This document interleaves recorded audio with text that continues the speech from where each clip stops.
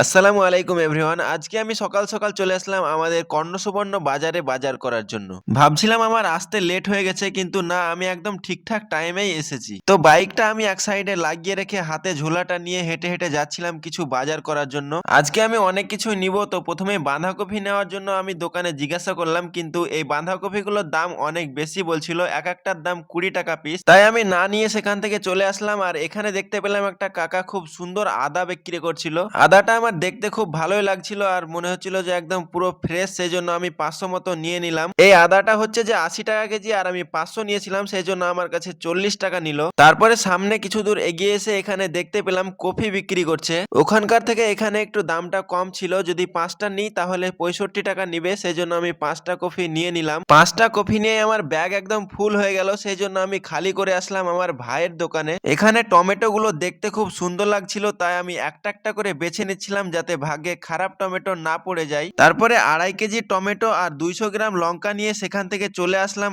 আলু কেনার জন্য। এখানকার আলুগুলো দেখে তো খুব সুন্দরই মনে হচ্ছিল, বাছার কোনো প্রয়োজন নেই, কিন্তু তবুও আমি বলে দিলাম যে ছোট ছোট আলু যাতে না ভরে দেয়। তারপরে এখানকার বাজার তো এখন আপাতত কমপ্লিট হয়ে গেল। তো গরুর জন্য আমাকে তো কিছুটা ঘাস নিতে হবে, তার জন্য আমি কাকার কাছে চলে আসলাম। আর এই আটিগুলো দেখতে পেলাম যে এত ছোট ছোট করে বাঁধা আছে, কি বলবো। তার জন্য কাকা বলল যে সবগুলোতে 20 টাকা দিবা, তুমি নিয়ে যাও। সবকিছু বাজার কমপ্লিট করার পরে চলে আসলাম আমার ভাইয়ের দোকানে। আমার এই ভাইয়ের দোকানটা কর্ণসুবর্ণ বাজারের মধ্যেই আছে। এখানে যাবতীয় জিনিস সবকিছুই পাওয়া যায়। এখানে বিভিন্ন ধরনের মশলা থেকে শুরু করে ডাল, বিরিয়ানির চাল, চানাচুর, বিস্কুট সবকিছু পাওয়া যায় একদম ন্যায্য মূল্যে। আর এই দোকানের সবকিছুই টাটকা আর ফ্রেশ, সেই জন্য আমি নিয়ে নিলাম 1 কেজি মতো মসুরির ডাল। তারপরে আমি 2 কেজি মতো মুড়ি নেওয়ার জন্য বস্তা এনেছিলাম, কিন্তু মুড়িটা দেখতে আমার সত্যি খুবই ভালো লাগছিল, সেই জন্য 3 কেজি মতো মুড়ি নিয়ে নিলাম। তারপরে তেল, চা, বিস্কুট সবকিছুই নেওয়ার পরে আমার বাজার করা অলরেডি কমপ্লিট হয়ে গেল।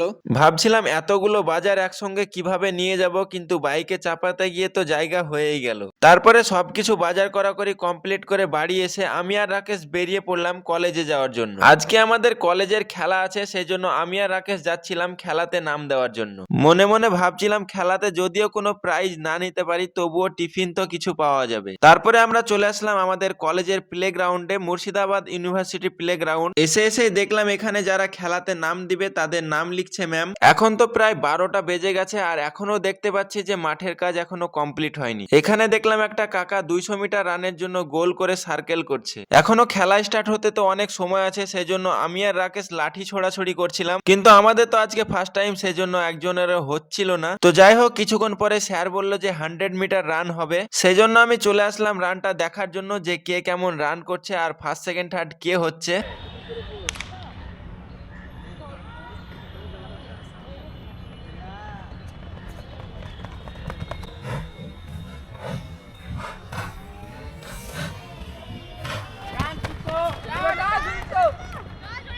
তো যাই হোক, স্যার আমাদেরকে বললেন আজকে বেলডাঙ্গাতে বাস আর ট্রেন বন্ধ হওয়ার কারণে ঠিকমতো কোনো স্টুডেন্ট অ্যাটেন্ড করতে পারেনি, সেই জন্য আজকে খেলার ডেটটা ক্যান্সেল করে 22 তারিখে করা হলো। তবুও যখন অনেকে এসেছিল তখন 100 মিটার রানটা হয়ে গেল, কিন্তু 22 তারিখে আবারও ফাইনাল করা হবে। তারপরে কিছুক্ষণ পরে তো আমাদেরকে টিফিন দিয়ে দিল, আর অনেক স্টুডেন্ট আসেনি, সেই জন্য আমরা ডবল ডবল টিফিনও নিয়ে নিলাম। তো যাই হোক, আমরা টিফিন খেতে খেতে এখন ব্লগটা শেষ করছি। তো ভিডিওটি আপনাদেরকে কেমন লাগলো অবশ্যই কমেন্ট করে জানান। দেখা হচ্ছে আবার নেক্সট ভিডিওতে।